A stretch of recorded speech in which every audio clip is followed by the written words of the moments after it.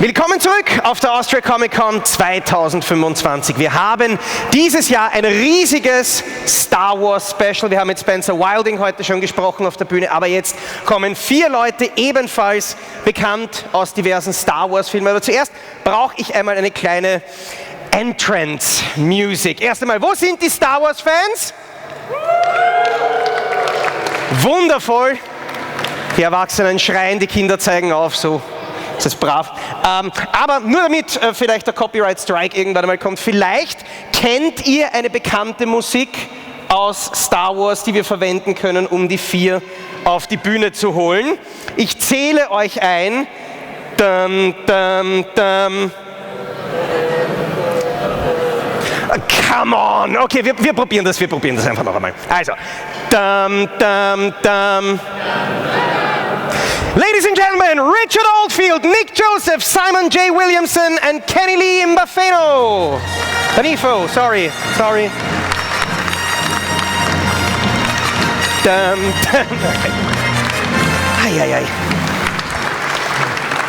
Not much of a singer having here. So we only have 2 mics, but I don't have a back that's like this size, so I will have to do this. The first question, of course, as any good story starts with part 4.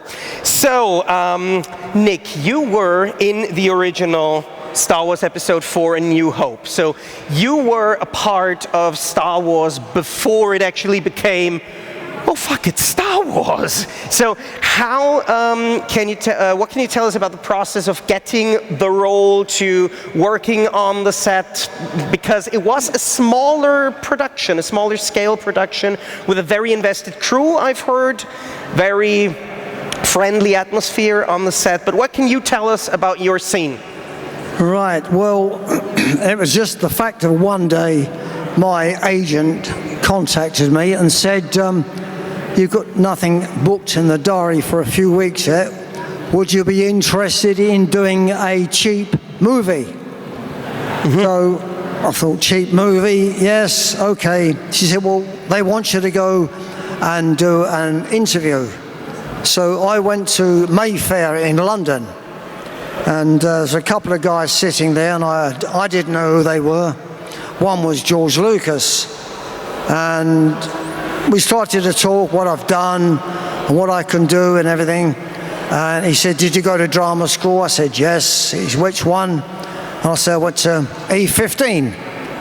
So didn't we go there? And he said, okay, well, I'll give you a call back if we need you in a couple of weeks. Anyway, they called me back and said, yes, we'd like you to do the job. And I said, well, what actually entails? He said, you're going to be the medal bearer, which after a war, you will carry the medals which will be given to Han Solo and Luke Skywalker. Okay.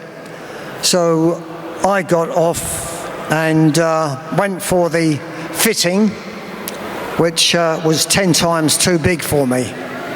So they had to find something else. And if you look very carefully at that scene, you will find the jacket and the trousers don't match. But nobody ever noticed that. And come the day of shooting, I was only booked for 2 days. We did the 2-day shoot. They were quite happy with that. And I was then told I was needed for a couple more days. So I had to go back to Elstree Studios, and that couple of days turned into 15 days. And then, as you know full well now, that is the most iconic movie ever. But we got some funny little scenes and funny things happened. And you remember when the final scene came in, the doors opened and the 3 heroes walked down and they came up towards the steps. There was Han Solo, Chewbacca, and Han Solo, Chewbacca, and who else? Skywalker, sorry. And as they got towards the court 2 steps there, somebody farted. Well, you can say whoever it was should have got the crown, and he should have been Prince. But that was one of the biggest things that happened with us at that time, and it took us 5 times to do that scene, because every time they got to the top steps, we all looked at each other, and that was it. We burst out laughing. So that one can be written down in the new book, which has just been written about my character. And it's now been given to George Lucas, who's thinking, and hope he thinks very good about it, to turn it into a movie. The book is called The Trials and Transformation of Ahold Extrafon. So if it does become a movie, and if you want to borrow some money off of me, you're most welcome to. But please don't fart when you approach him. Please be so nice. Anyways, we then saw the cultural impact that Star Wars had, basically turning the entire movie industry upside down. So I would switch to the first sequel, to Richard and the Empire Striking Back, and you played a small part in basically the 5th or the 2nd Star Wars movie that came out. So when you applied for the role, when you got the role, when you were on set, how much different was it already than what Nick told us for the smaller scale first one? Well, the second film, Empire Strikes Back, from what I understand, was not originally wanted to be made by the studio. And George Lucas had to arrange and find additional funding to get the thing off the ground to actually make the second film. Part of the problem that the studios had with Star Wars is that in America, they didn't really understand it. They assumed that there was too small an audience for pure science fiction. But what they didn't realize, and I'm sure you can all realize, if you watch the film, George Lucas was very clever. He made the film like a Western. It had the main sort of key characters that you get in a Western. You had the hero, Luke Skywalker, you had the damsel in distress, you had the gunslinger, Mark Solo, you had Darth Vader, the villain, and that whole format appealed to a much wider audience than just science fiction geeks, as it were. But my role in that, excuse me, a lot of us in the second film, if you watch the majority of the pilots that were in there, were from a group of North American actors who had union status in the United Kingdom, and they often had to use a certain amount of union actors in American productions to allow them to bring over American actors like Mark Hamill. And the scene I had with her was one of the smaller acting roles I had, was in the scene where I was the hobby Rogue 4, which was the wingman for Luke Skywalker in the Battle of Hoth. And I had this funny scene with Princess Leia in which it's become sort of an infamous line, 2 fighters against a Star Destroyer? Now, that line's been voted one of the worst lines in Star Wars, and also one of the most iconic lines in Star Wars. But whatever it is, subsequently allowed me to come to conventions and interact with fans like yourselves just for that one line in what had become an iconic motion picture. The reason I think the influence of the film over time, apart from its broad appeal, were the stunning original effects. Everybody knows where they saw their first Star Wars movie. You saw the first time you saw those credits coming forward across the screen. Nobody had ever done that before. And the music was outstanding, and people, it's like sometimes you have songs that resonate with you when you were younger and stuff, and people remember where they were, who they were dating, what was going on in their life when they saw the first Star Wars film, and that has made it carry on through the years. Thank you very much. Then let's go to the last of the original trilogy, Return of the Jedi, Episode 6. What I found most interesting, Simon, is that you basically had two parts in that movie. First as the puppeteer and as the actor. So you operated on Nien Nunb's eyes and you portrayed Jabnak Max Rebo and Mon Calamari. Three distinct characters. You also worked on the Muppets. At some point. So I would like to know, as a puppeteer and puppet actor, how was it for you to come on board of what was then already established as the big franchise in science fiction history, and how can we imagine your days on set going about, you know, operating and portraying the characters? Okay, well, you mentioned starting out as a puppeteer. I started out as an actor, and my association with Star Wars began with the previous film, Dark Crystal.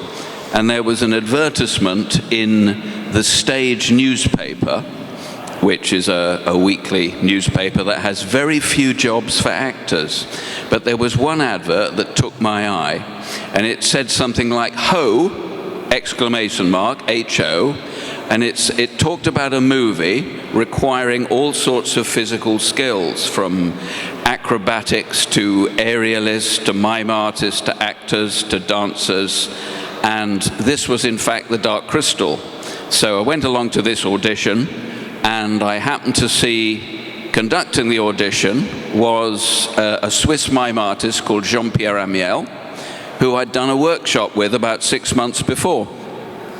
And it became apparent what Dark Crystal was. Ho was the Henson organization, Henson who created the Muppets, Jim Henson, but this was unlike any Muppet film because all the characters were essentially realistic.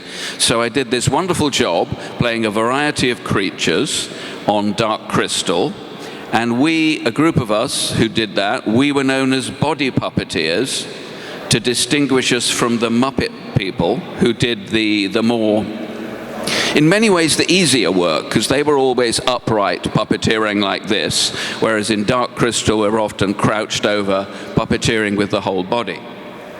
So when they came to do Return of the Jedi, Dark Crystal was my audition. I didn't need to audition for anything, but because I'd done similar work on Dark Crystal, they said, "Would you like to be in Star Wars, the third Star Wars film?" Of course I said yes, please. Except I was billed as a puppeteer, even though I considered myself an actor who could move, who did a bit of puppeteering. So yeah, we did lots of puppeteering stuff, but there was a separate group of people, I think about 8 mime artists, and I looked at what they were doing and I thought, I'd like to be doing what they're doing as well. So one of my fellow puppeteers, or hired as puppeteers, but really actors or dancers, Hugh Spite and I, we said to one of the associate producers, the Gamorrean guards you've got are kind of not really working optimally. And I think one of them had fainted on set because they put people who were extras in the Gamorrean guard costume, and they weren't used to that style of working under a heavy costume in heat, and you know, one of them had fainted. So Hugh and I did a kind of a frightening audition in the Gamorrean guard suit for Howard Kazanjian, one of the associate producers, and from that point onwards, Hugh and I were the first 2 people called always for the Gamorrean guard sequences. And the Gamorrean guard was great fun, because unlike Max Rebo, which is very constricting, at least you're very upright within a Gamorrean guard costume. And it's not that difficult to move. It's bulky, but it's, you know, and it's lighter than it looks. Whereas Max Rebo was a kind of very constricted, and I couldn't see anything. and I could hear very little. But of course, he's the most satisfying character to play ultimately, because there's only one Max Rebo and there's several Gamorrean guards. So I ended up doing a combination of puppeteering and mime artist work, and later on in the shoot, they did the sequence with Einem and Billy D. Williams, Lando Calrissian in the cockpit. And the main puppeteer was Mike Quinn, a regular Muppeteer performer, and I just puppeteered the eye blinks. And I also did some puppeteering, which I'd forgotten about until about a year ago, when I was reminded about it by an interview with the lady who played Amana Man, Ailsa Burke. She said, "Oh yes, and Simon operated my second hand," which I'd forgotten about entirely in all the excitement of going from creatures in Jabba the Hutt's palace to a specific one, Max Rebo. And I had been playing a character who's a bit like a six-armed, six-legged slug on the floor of Jabba's palace called 6-6. And I think it was Richard Marquand, the director, didn't much care for the character, so he kept on trying to shoot away from the character, but George Lucas rather liked him, so he said, "No, do it another shot and we'll put him back in."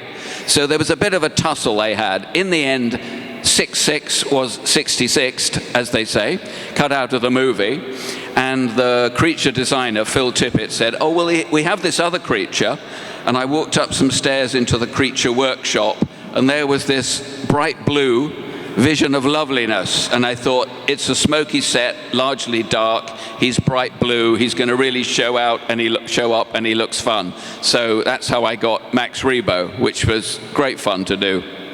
And then of course I played a couple of Mon Calamari officers as well, the kind of orange squid-like people, of which Admiral Akbar is the lead, and that was an easier job because again, an upright performance, sort of essentially with a suit and a bit of a mask head. Although you did have to tilt your head upwards and look out through the nostrils of the character to see. And that's kind of pretty much my range of Star Wars characters. Thank you.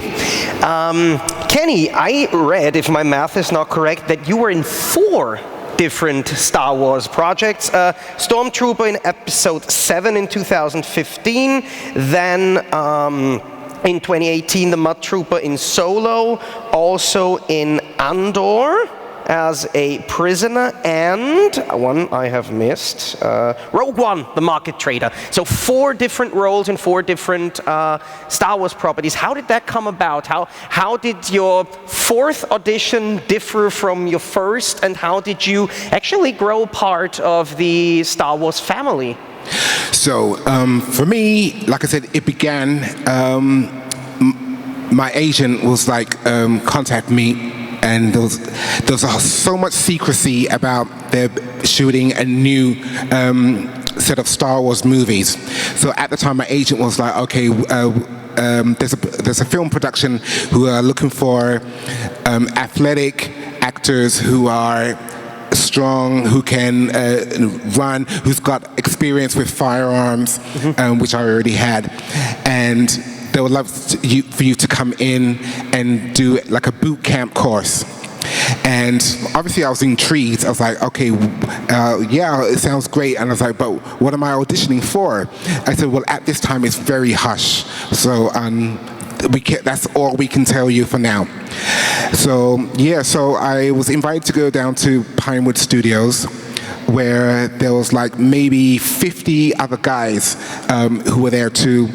And yeah, so basically they put us through like a four weeks of military boot camp, but it was like 2 days per week type thing. And we basically had to learn military drills, knowing how to march, knowing how to run, able to use firearms, knowing how to use a gun and all of that. And it was quite intense, you know, it was a quite intense situation. So, but at the same time it was fun, you know, meeting all the other guys there as well. So it was a great experience. So then after completing the course, we were given a certificate of saying that that we are certified. What we call, we weren't called stunt performers, we were called SPACT performers, which means special action featured special action actors that have training, who are certified to do special skills, whether it's firearms, whether it's what you call it, swords, whether it's stage combat, which we also had to learn. So we completed that course. Then my agent got back to me and said, oh yeah, they think that you're great. Would you like, they want to see you come in and do for a costume fitting. And at that point I was like, okay, you have to tell me what it is now. It's like, well, it's going to be, they want you to come in for it to be a first order stormtrooper. I'm like, stormtrooper? And I was like, wait a minute, the only stormtroopers I know is from Star Wars, so are you telling me it's Star Wars? And I was like, yeah. So I was like, oh, they're making a new Star Wars, because I was like, oh really? And I was like, and they were telling me about it. Oh, so what are they using the original cast? And I was like, okay, they did say Harrison Ford will be coming back, Carrie Fisher will be coming back, and but there'll also be a much younger cast that they'll be bringing into. So it was a really an experience. So that's how it started for me.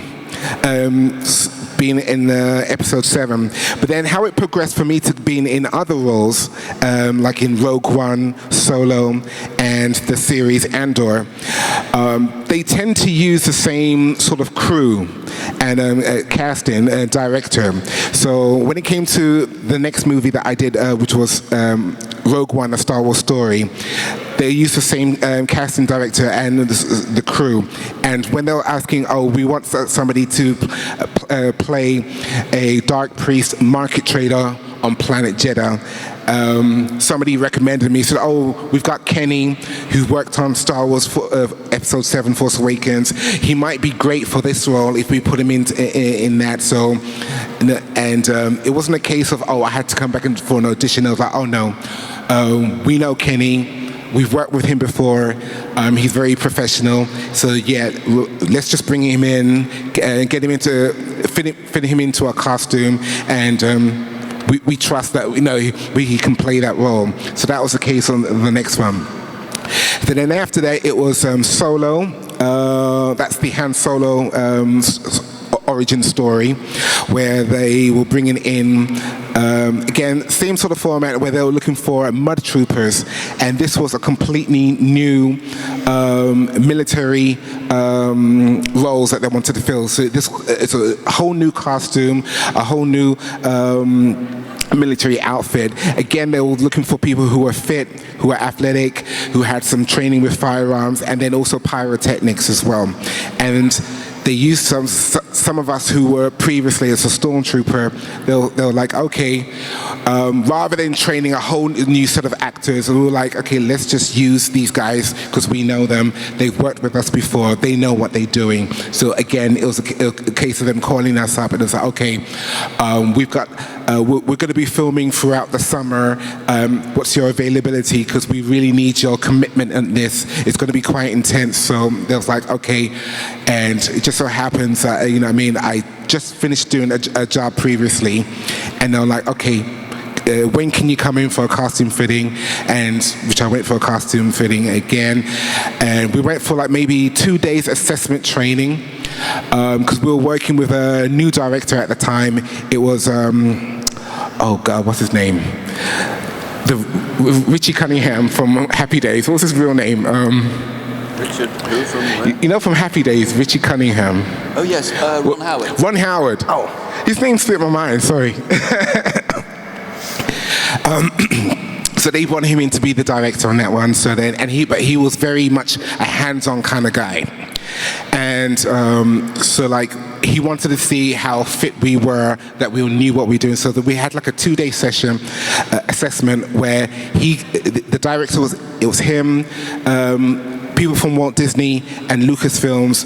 Basically, it was quite intense. It was like maybe 30 between 20 to 30 people literally just standing in like an auditorium room just like this, and they'll be watching us running up and down, using firearms, learning military drills, marching, and they just want to make sure that, oh yeah, these guys, they look serious, they look professional, you know what I mean, they know what they're doing. So, and yeah, it was a great experience for me because that one I got to do a lot more stunts. There were a lot more fireworks and running, and there was a part where I actually got injured because it was a swamp scene where they built inside Pinewood Studios, running in mud, which was, you know, real mud and thick mud, and it was so misty and foggy, and I'm running, and there was an explosion that happened, and I just fell flat on my side. It looked great in the shop, and I think they actually did keep it. But then, as soon as they cut, it was like, oh, the medic ran in, and I was like, to make sure I was okay. But I was like, yeah, I'm fun, I'm great. I'm enjoying myself. Let's do it again. So yeah, it was a great experience for me. And then following after that, it's been working on the Disney Plus series. Disney Plus was, as most of you know, is fairly new. I think it started in either 2020, and that's when we were told, okay, Disney Plus, there's going to be a new platform called Disney Plus, where they're going to be introducing a lot of TV series, and they're going to branch off doing TV series from Star Wars. One of them is going to be Andor, and which is going to be a prequel to Rogue One, going back 5 years. And so they were telling us about, oh, there's scenes where we want you to be a prisoner, and you're going to be it's going to be like a sort of a prison break type thing, and there's going to be a lot of yelling, running, and there's going to be a platform where it's going to on the screen it's going to look like you're jumping into the ocean, but in real life it was just a platform we were jumping into a pile of mats. But they just wanted to make sure that nobody was getting hurt. It was also in front of a green screen. So yeah, it was a good few weeks of filming, which I was so enjoyable. You know what I mean? So I've been happy and blessed that I've had the opportunity to stick on the franchise, and hopefully there'll be more to come. So watch this space. Let's see. Thank you all for the answers. But now I would like to ask the audience the next question, because there is a microphone in the middle of the aisle. Does anyone have a question that they would like to have answered? Then please go to the microphone now. Wenn jemand eine Frage stellen möchte, bitte jetzt zum Mikrofon. Wir haben noch ein bisschen Zeit. Ich kann auch gerne übersetzen, wenn wer lieber auf Deutsch fragt. Let's do it later. Yes, I have a small question. Why didn't Chewbacca get a medal in this medal scene? Han Solo got one? Why did Chewbacca not get a medal in your scene? Well, oh yeah, Was sorry. it the fart? It was certainly the fart. Well, at the beginning we did blame Chewie, but it didn't turn out to be him. It was one of the guys in the first or second rows, all the background artists who were there. But other than that, never knew who he was. Nobody put their hand up. Or you're just trying to make something up because it was actually your fault. You remember the amazing scene in Mel Brooks's History of the World when Moses came and said, I have these 20 commandments, 10 commandments, so maybe there were 3 medals. Or the Peter Sellers But you broke film. one. In the Peter Sellers movie, when they were all in the lift. Nothing actually happened, but when they all stood in there and looked at each other, they all thought the same thing. Who done it? Thank you. Bitte schön. Hi. I have more of a general question about people who have experienced before and after the rise of Disney Plus. how did acting work change throughout the years, especially after COVID? Was this something that sticks out to you as something permanently different from before? Obviously, COVID was the biggest problem I think this world has had for such a long time. And trying to get back to work once COVID had finished was very, very hard. People were still a bit afraid to start to employ actors, and it was something that had to be done, though. It came in very gradually, but I found really after about 18 months, 2 years, it was a lot better. But even now, though it's not quite 100% as it was back before COVID, it's getting a lot better now. And the Comic Cons are picking up a great deal more, but getting invites to America and Australia and places like that it's hard. Now, I was in Australia last Christmas doing a Comic Con, and I did the same Comic Con about 5 years before that, and there were a great deal of actors from different things, not only Star Wars and Doctor Who and other things, but going back against last year, it was about half the amount of actors were there. Yeah. Now, whether it's still in the minds of the organisers that COVID was there, or it's the amount of money that they've got now to bring actors over from the UK or wherever. But hopefully by, I would say, this time next year, we can say goodbye to COVID. Hopefully. Hopefully. Can I just add to that? From my experience, it was, especially after COVID, it was very intense, because very slowly film studios were opening up. They were doing a lot of social distancing, if you're on set, everybody, no matter whether you're a cast or whether you're a crew, you have to be wearing a mask, or you have to be wearing some kind of visor or shield. We had to be tested as well for COVID, prior to being on the set. So maybe 48 hours before going on set, you'll come into which may be a cabin where the nurse will take your blood, and they'll get the results either within a day or two and tell you, okay, your test came back negative, so yeah, you can go straight to work. Unfortunately, there were cases where some people would test positive, and if that was the case, then it will be a case of either you have to be replaced, or if your role was quite significant to that movie or production, they'll be like, okay, we have to halt production for maybe 2 weeks and come back to it.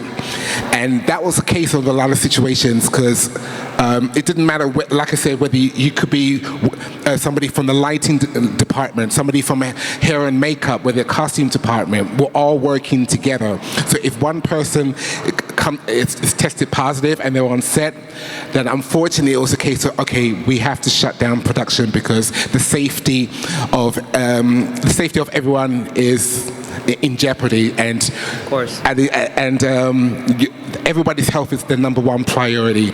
So it took a while for productions to get back into that swing, and when we did, again, it was a lot of social distancing, people wearing masks, people wearing visors, people getting regular testing, and it could be a case if like I said, if someone is tested positive, we have to shut down production for a week, you know what I mean, and make sure that everyone is safe.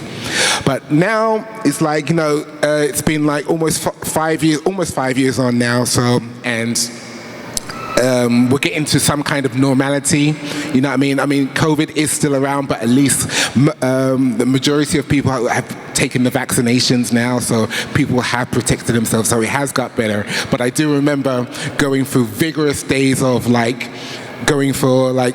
would literally spend half a day traveling to Pinewood Studios or what about the students just to take a COVID test, which will take maybe 5 minutes, and then return home, and that would be half of my day gone. You know what I'm saying? So, but yeah, it had to be done. Unfortunately, it was for everybody's safety. But thank God we're coming out of those darker days.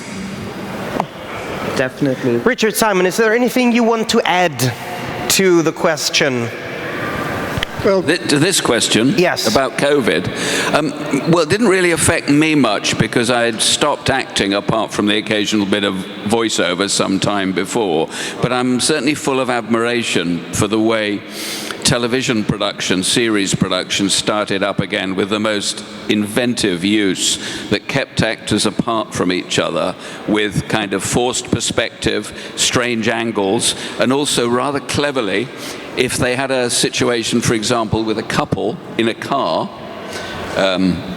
so say this is the couple, you'd have one camera angle with an over-the-shoulder shot favoring Richard with the back of Nick's head, and vice versa, except for the back of the head, they would cast temporarily the actual real-life partner of this actor, and for the other angle, the real-life partner of the other. I thought that's such an inventive way to get over, you know, this issue, these many issues of shooting.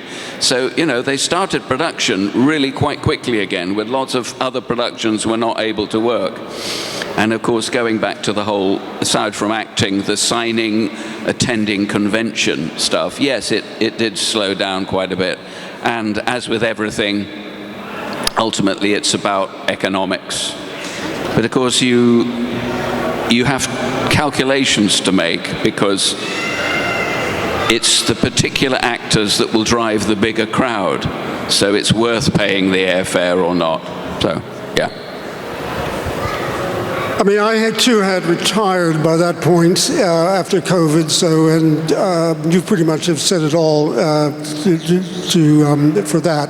But the thing I had noticed in the film industry, which does apply to you and the puppeteers, was the animatronics slowly taking over from CGI. Instead of the actor playing the scene to basically a tennis ball on a stick with a blue screen, they started using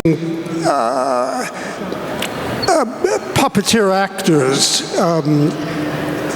where the actor or actress could emotionally connect with the character rather than an imaginary character. Even some of the ones that you don't think are a puppet, like BB-8, you know, the round BB-8 doll. No, that's that was in real time, controlled by a puppeteer called forget his name. BB-8 puppeteer, Brian Herring. Brian Herring, who actually with two sticks and control it and control the squeaks, and could actually play the scene with Ray in real time. And he was erased out of the scene because he was wearing a special suit with colors, so you didn't see him. But the advent of creature actors, instead of using CGI, helped bring a level of realism to these films, which I think was missing in, at least for me, some of the middle part of the Star Wars, which were, I think, over CGI'd for me. So thanks a lot. Sadly, that's all we have time for today. Thank you all for coming, but special thanks for, yes? Just want to say that for all the people that were too shy to ask a question or ran out of time, we are round the corner at our table, so come along and, you know, feel free to ask any questions, buy an autograph or whatever. Some of us have credit card machines even. So, you know, just come in if you're anything you're curious about. We're here all day and tomorrow. Love to see you.